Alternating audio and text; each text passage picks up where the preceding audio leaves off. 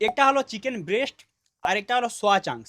এই দুটোর মধ্যে কি ডিফারেন্স, কোনটাতে বেশি প্রোটিন আছে এবং কোনটা ইনটেক করলে তুমি তোমার বডিতে তাড়াতাড়ি মাসেল মাসকে বিল্ড করতে পারবে, যদি না জেনে থাকো তাহলে আজকের ভিডিওটা সম্পূর্ণ দেখো। প্রথম হলো, চিকেনের 100 গ্রামের প্রোটিন থাকে 24 থেকে 27 গ্রাম, আর সোয়া চাংস 100 গ্রামের প্রোটিন থাকে 50 থেকে 52 গ্রাম।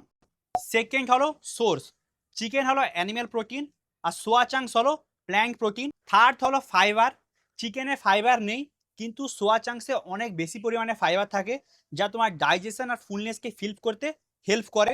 ফোর্থ হলো ফ্যাট, চিকেন ব্রেস্টে ফ্যাট অনেক কম থাকে আর সোয়া চাংসেও ফ্যাট অনেক কম থাকে কিন্তু সোয়া চাংস হলো কোলেস্ট্রল ফ্রি।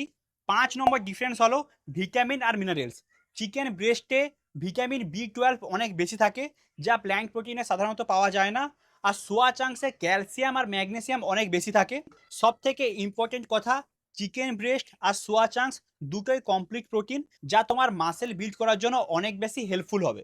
তাই তুমি যদি নন ভেজিটেরিয়ান হও তাহলে তুমি চিকেন খেতে পারো, সেখানে তুমি অনেক বেশি হেল্প পাবে। আর তুমি যদি ভেজিটেরিয়ান হও তাহলে আজকে থেকে মাস্ট সোয়া চাংস ইনটেক করা স্টার্ট করো, কারণ ম্যাক্সিমাম ভেজিটেরিয়ানদের একটাই প্রবলেম, ডেলি তারা প্রোটিন ইনটেক কমপ্লিট করতে পারে না।